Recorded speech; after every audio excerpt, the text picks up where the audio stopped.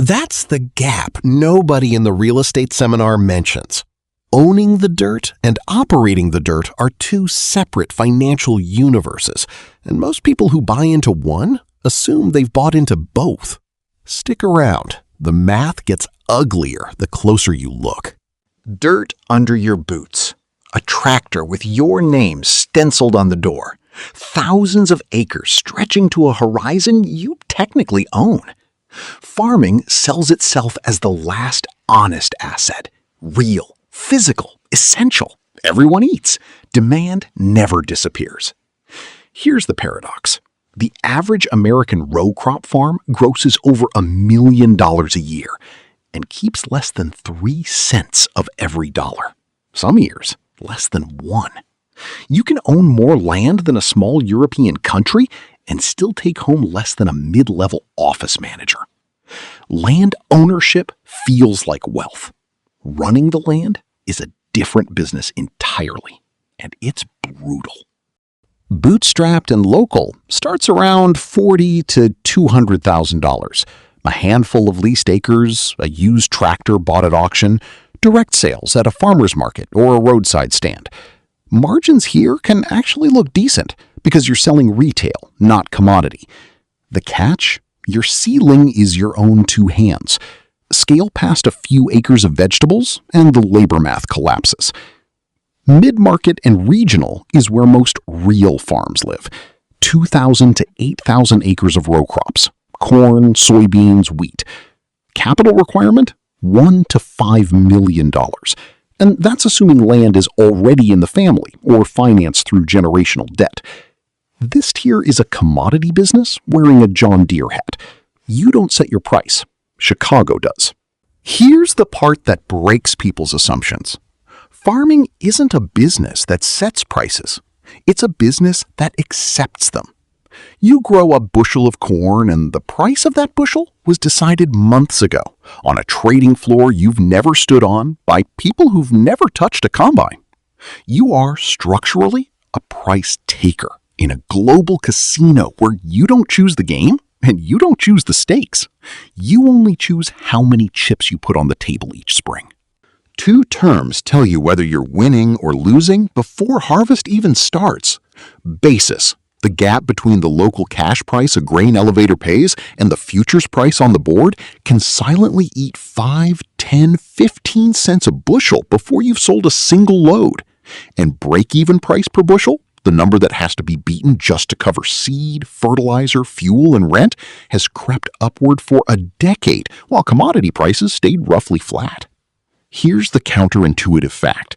A record harvest is often bad news. Flood the market with bushels, and the price per bushel drops faster than the extra yield can make up for it. Farmers can grow their best crop in a decade and post their worst income in a decade in the same season. The better the field looks, the worse the spreadsheet can get. Walk the actual operation, and the design starts talking. Grain bins tower over the property like silos of deferred risk. Every bushel sitting in them is unsold inventory, exposed to price swings, insects, and moisture the moment it's out of the ground. Center pivot irrigation systems creep across the fields in slow green circles, and each one represents debt measured in hundreds of thousands of dollars, financed against a crop that doesn't exist yet. Then there's the liability nobody puts on the sign. Water rights, easements, soil health quietly degrading under decades of the same rotation, invisible until the yield curve bends downward and won't bend back. Environmental compliance for runoff, chemical drift, and wetland classification can freeze a sale or trigger a fine years after the fertilizer was already in the ground. None of it shows up walking the property line. All of it shows up on the balance sheet the day you try to sell. The fatal flaw in farm ownership is timing debt against a business that has almost no control over its own revenue. Case 1. The American farm debt crisis of the 1980s. Land values had roughly tripled through the 1970s on the back of cheap credit and booming export demand. Farmers borrowed against that rising land value to buy more land, more equipment, more everything.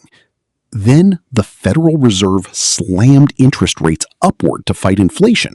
Export demand collapsed, and land values fell by half in some states.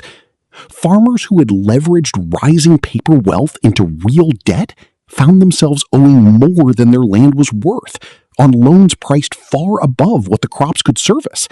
Hundreds of thousands of farms were foreclosed or forced into liquidation within a few years. Case 2 sits a full generation earlier. After the First World War, American farmers had scaled up hard to feed a starving, war-torn Europe. More acreage, more equipment, more debt to match record wartime prices. Then Europe's own farms came back online. Export demand evaporated almost overnight. Commodity prices crashed through the 1920s, while the debt taken on to expand stayed exactly where it was. This wasn't a leverage problem first, it was a demand problem. The market these farmers built their operation around simply stopped needing them at the scale they built for, years before the rest of the country even noticed a recession was coming.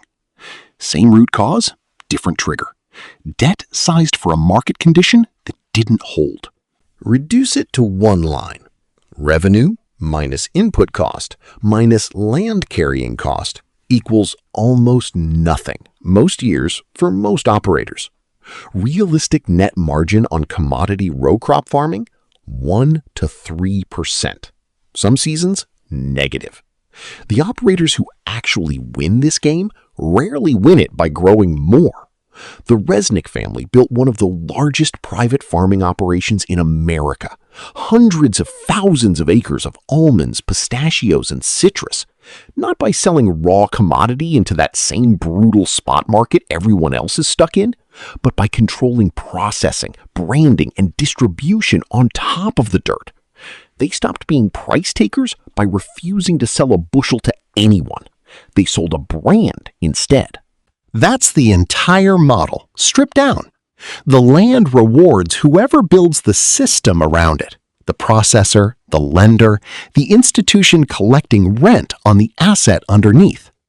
The amateur buying 40 acres because it felt like real wealth is funding somebody else's margin. Own the dirt if you want. Just don't confuse it with owning the business.